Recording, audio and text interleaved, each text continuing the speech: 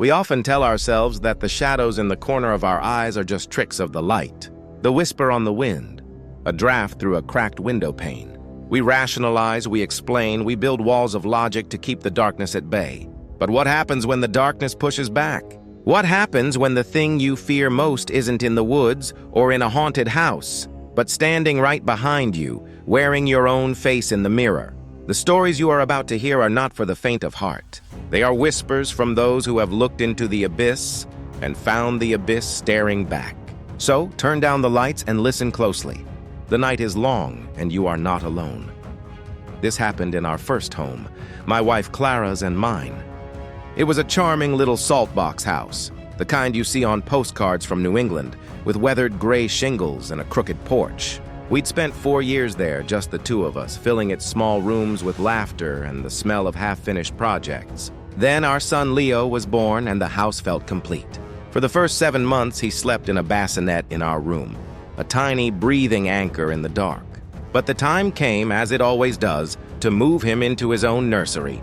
We painted the walls a soft blue, hung a mobile of hand-carved stars and moons, and set up the baby monitor my mother-in-law had gifted us. It was an old model from the late 90s, a simple audio-only device, but it was our lifeline, our electronic ear into the room next door.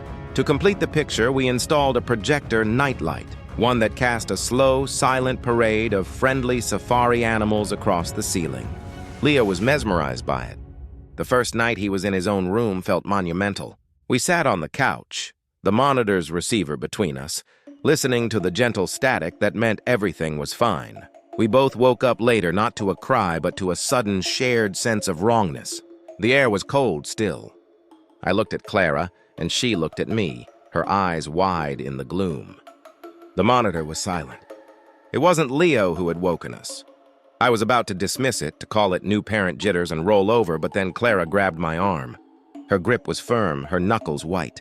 She didn't say a word, just tilted her head towards the foot of our bed. I followed her gaze.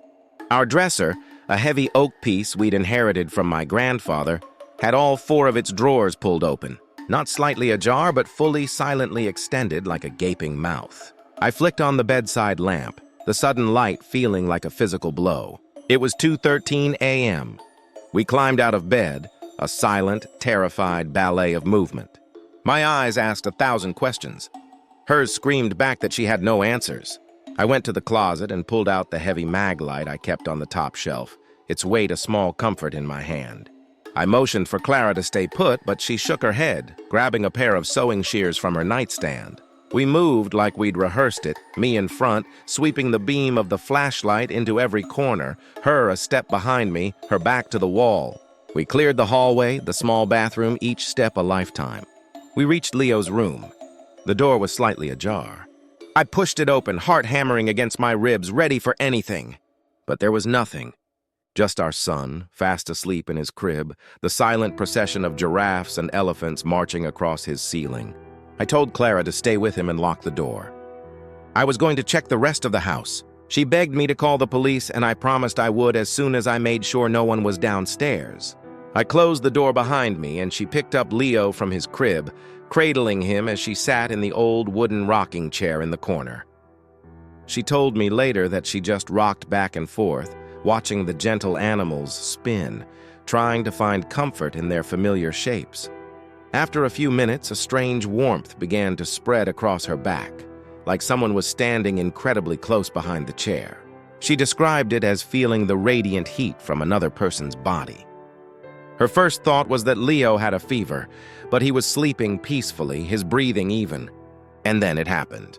The little woolen mitten on his left hand didn't fall off. It flew off, yanked with a speed and violence that sent it tumbling across the room. Leo didn't stir, didn't even flinch, but Clara was on her feet in an instant, her breath catching in her throat. That's when I opened the door. The sight of me, even though she was expecting me, made her jump. I'll never forget the look on her face. Relief so profound it was painful, followed by a torrent of panicked words. We had to get out. Not just out of the room, but out of the house. My own search had turned up nothing. Every window was locked, every door was bolted from the inside. The police were on their way, but it felt like a hollow gesture. We went downstairs to the family room to wait. From the bottom of the stairs, you could see the landing, and from there, the faint glow of the night light spilling from Leo's room. Clara couldn't take her eyes off it. I asked her what she was staring at, and she told me about the warmth, about the mitten. I tried to make a joke to lighten the mood. "Maybe it's a friendly ghost," I said. The words felt foolish as soon as they left my mouth. She just stared at me, her expression unreadable. Then came the heavy knock on the door. The police were thorough. They swept the house, checked the yard, the perimeter. Nothing. Not a footprint out of place, not a broken lock. It was a quiet night. Clara was adamant. We were not staying. I agreed to take her and Leo to her mother's house for the night, but I would stay. I couldn't abandon our home to whatever this was. 2 nights passed. I slept on the couch with the mag light on my chest. The house was silent, still. Nothing happened. I called Clara, convinced her we had overreacted, that exhaustion and new parent anxiety had gotten the better of us. She agreed reluctantly. When I picked them up, she asked me again about the mitten. I smiled, trying to be the calm, rational husband. "Think of it like a guardian angel," I said. "A bit clumsy maybe, but no harm was done, right?" She didn't look convinced, but by the time we pulled into our driveway, the relief of being home seemed to win out. I put Leo to bed in his nursery and joined Clara on the couch. The baby monitor was on the coffee table, its gentle static a comforting hum. We were watching some mindless late-night talk show. From the couch, we could see the 2-bedroom doors at the top of the stairs. I was half dozing, my eyes unfocused, when I became aware of a change. The light from Leo's room was wrong. I sat bolt upright. Clara saw it at the same moment. The gentle safari parade was gone. In its place, the light was spinning, impossibly fast, a frantic, nauseating vortex of color projecting onto the landing. "Go turn it off," Clara whispered, her voice tight. As the words left her mouth, a loud crash echoed from the nursery, both from upstairs and through the baby monitor's speaker. I didn't hesitate. I took the stairs 2 at a time. I burst into the room. A minute later, I came back out, Leo in my arms, the diaper bag slung over my shoulder. I told Clara to grab our overnight bags, which were still by the door from her trip to her mom's. We were leaving. We got in the car. I told her I had to run back in for a few things and to lock the doors. I was gone for less than a minute, returning with an armful of clothes and my work laptop. I threw them in the back, got in, and backed out of the driveway without a word. We were 5 minutes down the road, heading back to her mother's, before she asked what had happened. I checked the rearview mirror, making sure Leo was still asleep in his car seat. "It's drawers," I said, my voice barely a whisper. When I went up there, the light was going crazy. And his dresser, its drawers were all wide open again. We never spent another night in that house. We hired movers to pack our things, never setting foot inside again ourselves. We had the place blessed by a priest, handed the keys to a realtor, and sold it at a loss. We never looked back. My final year of high school was 2011. I'm Navajo, and I grew up on a small reservation in New Mexico. The nearest city, where my school was, is a 30-mile drive west. My day started at 5 a.m. to catch the 6 o'clock bus. It was a milk run, picking up kids all along the highway, and we'd get to school just in time for breakfast before the first bell. This one morning in late winter started like any other. Alarm at 5. Shower, dress, ready by 5:40. I gave myself the usual 15 minutes for breakfast, Pop-Tarts. I remember checking the clock on the stove, 5:50. I put them in the toaster and went to my room to pack my backpack. As I zipped it up, my alarm clock read 5:55. I went to the kitchen. The stove clock read 5:56. The big analog clock by the front door, the one I always checked before leaving, also read 5:56. I was a stickler for time. I had my walk to the bus stop timed to the second, so I wouldn't have to wait in the freezing pre-dawn dark for more than a minute. It was winter, pitch black outside. Normally at this hour, the neighborhood would be stirring. The sound of engines turning over, warming up against the cold. Headlights cutting through the darkness. But that morning, there was nothing. A dead, unnerving silence. Our reservation is the definition of the middle of nowhere. Few streetlights. The cluster of homes I lived in had none. The only light was the porch light behind me, a neighbor's light 3 acres to the south, and the distant hazy glow of the city to the east. Each home sits on an acre lot. My bus stop was 2 acres south, a 2-minute walk down a dirt road to the highway. As I stepped outside, the silence was absolute. But I wasn't alone. I saw a silhouette. A girl who caught the same bus at the same stop. I recognized her shape. Good, I thought. I'm not out here by myself. I followed about 10 feet behind her. As we neared the stop, she veered off to the cattle guard where she always sat to wait. I went to my usual spot, the porch steps of my uncle's house, about 10 yards away. And that's when the strangeness began to pile up. My uncle was an early riser. Always up by 5, lights on, sipping coffee on his porch. But his house was dark. Silent.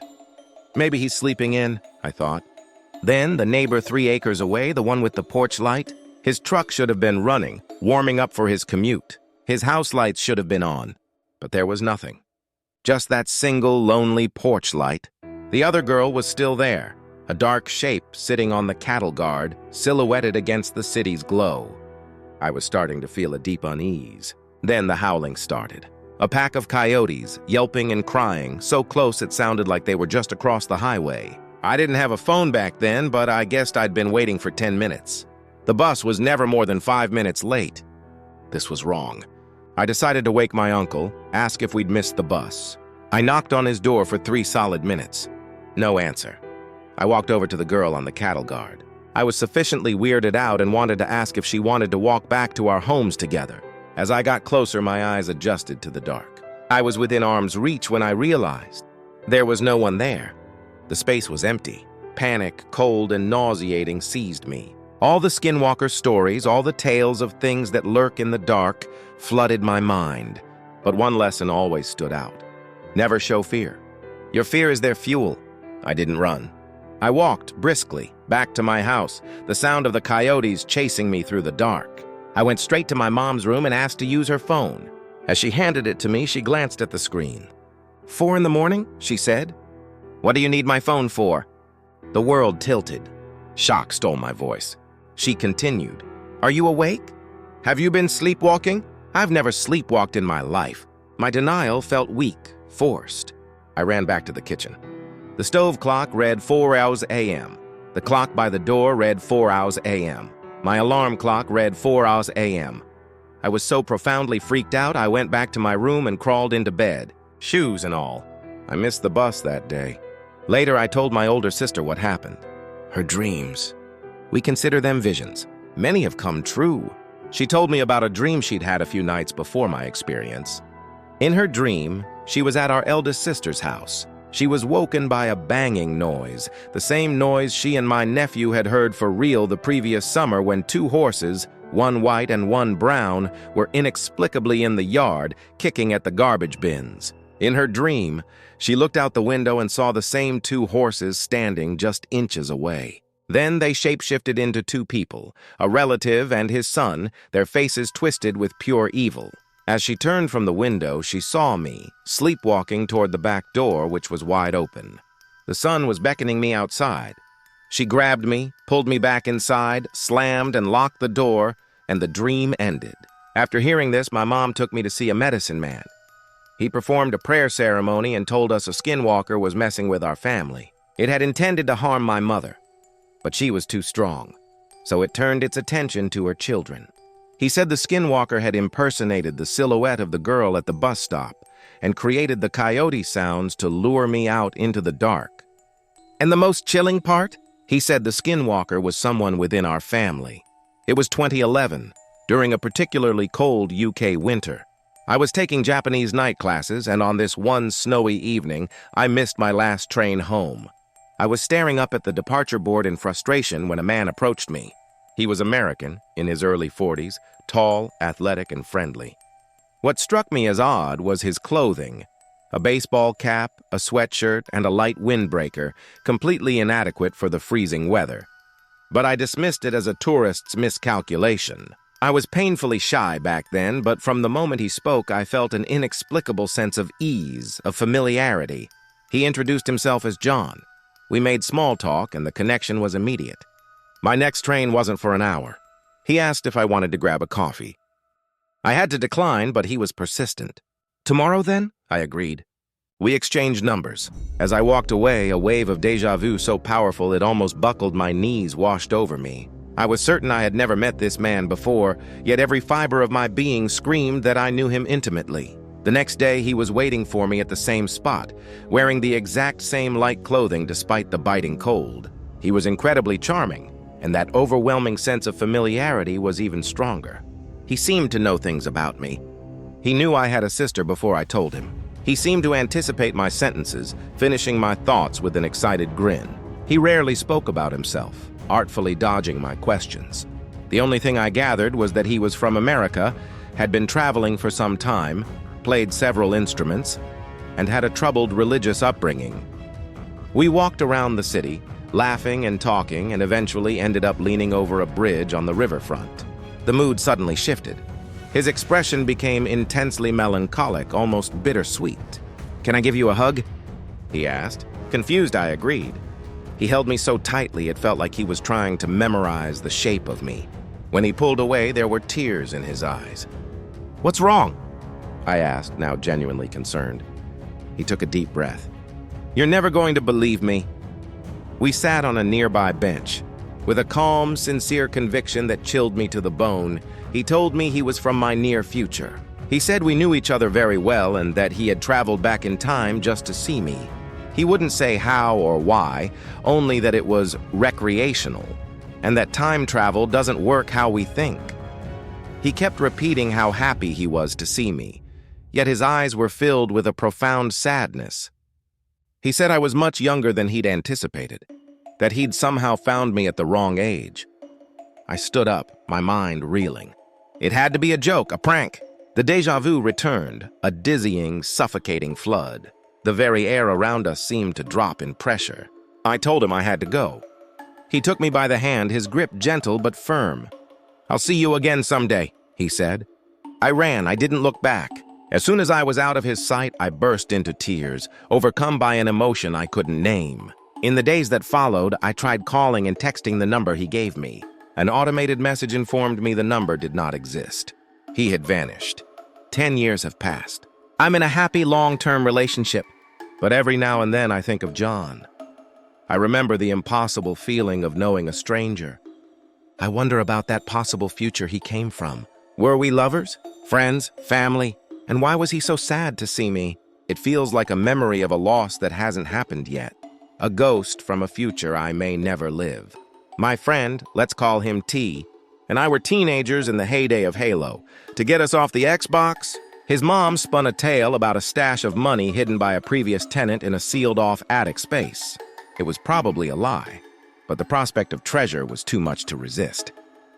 We found the tiny door hidden behind a wooden panel, and with the help of a screwdriver pried it open. The attic was small, dusty, and filled with old clothes and papers. In the corner against the far wall was an old folded cot. Sandwiched between its two halves was something wrapped in a cloth. This was it, the treasure. As I stepped toward it, my foot went straight through the floorboards. T grabbed my shirt, saving me from falling into the kitchen below. Laughing, we realized we should stick to the edges of the room. We tiptoed our way to the cot. The moment we touched it, the room went ice cold. Mid-July in an attic, and it felt like a meat locker. We ignored it, adrenaline pumping. With our combined strength, we unfolded the rusted cot. The treasure was a large wall mirror wrapped in an old sheet.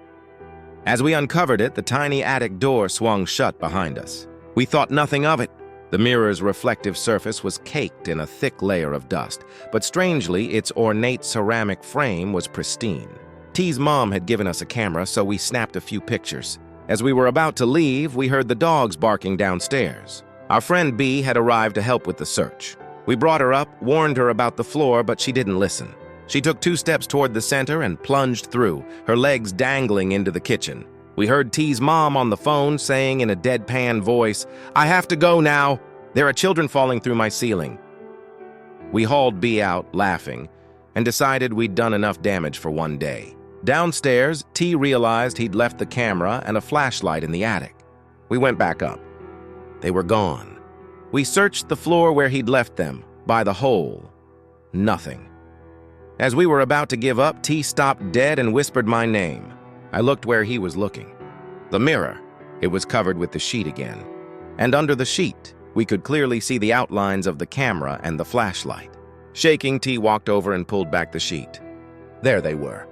And next to them, scrawled in the thick dust of the mirror, were 2 words. Help me. We grabbed the stuff and ran, slamming the door behind us, never to return. Later, looking at the photos on the camera, we found the ones we had taken. The folded cot, the uncovered mirror with no writing. But there was one last picture. It was taken from atop the cot, looking down at the giant hole in the floor where B had fallen through. Someone, or something, had picked up the camera after we left, carried it across the room, placed it on the cot, and taken a picture. We were only out of that room for 3 minutes. It was late November in Colorado. I was 7 or 8. My dad rented a cabin for the weekend for our family. The first night I heard footsteps outside. I looked out the window but saw nothing. It happened again, and this time my sister heard it too. We saw a shape in the dark, but couldn't make it out. The next morning, my dad was outside talking to a man. He was short, chubby, with a shaved head and a veteran's cap. He looked nervous, sweating despite the freezing cold. He introduced himself as Patrick, said he and his family had rented a nearby cabin. He seemed nice enough. My dad invited him in for breakfast. Later, while playing outside, I fell and scraped my knee. My dad had gone inside. Patrick rushed over and said he had bandages at his cabin. Like a fool, I went with him. It was not a short walk. It took over 20 minutes, deep into the woods. He started asking weird questions. My shoe size, my age. When we got to his cabin, it was a mess. And there was no family. He locked the door behind us. He put a bandage on my knee, his hand lingering, rubbing my leg. "You're a rather muscular kid," he said. "I like that." I stood up immediately, scared. I said my parents would be worried. He insisted I stay for a meal. I felt trapped. He asked me how much I weighed. I guessed 73 pounds. He smiled. "Perfect weight," he said. "Perfect for what?" He wouldn't say. A loud bang came from the bedroom. He went in, yelling, "Did I tell you you could move? Stay where you are!" He came out smiling. "My wife," he said. "She's sick." A moment later, a pale, terrified-looking woman came out of the room. "I'm hungry," she whispered. "Get back in there!" he snarled. She looked at me, her eyes red from crying, and retreated. He then told me he had some kids' clothes he wanted me to try on. That was it. I had to get out. I started crying. He hugged me, his voice syrupy. "It'll be okay, little one. Just try on these clothes." He went into the back room. It was my only chance. I unlocked the front door and ran. I didn't care if I got lost. I could hear him shouting from the cabin, yelling at his wife. "Where did he go? You probably let him leave." I hid behind a tree and watched. He came out searching. Then he stepped into the forest and called out, "Hey, kid, it's okay, you can come back. I have toys." I ran. I ran for what felt like an hour until I saw it. My family's cabin. I ran to my father, sobbing, telling him everything. He called the cabin's owner, who confirmed there was no one else renting a cabin in that area. We left immediately. The police went to the cabin Patrick had taken me to. It was empty. His and his wife's belongings were there, but they were gone. We never found out who he was, or what happened to that terrified woman he called his wife. I just know that if I hadn't run, I would have been next. These stories are but a glimpse into the shadows that lie just beyond our understanding. They are reminders that not all doors should be opened, not all voices should be answered, and sometimes the most terrifying thing in the world is the truth you can't explain away. If you felt that chill run down your spine, that feeling of being watched when you're all alone, then you know these stories are more than just tales. Don't forget to subscribe and hit that notification bell, because the darkness has many more secrets to share. And if you have a story of your own, a piece of the night that has stayed with you, leave it in the comments below. We're all listening.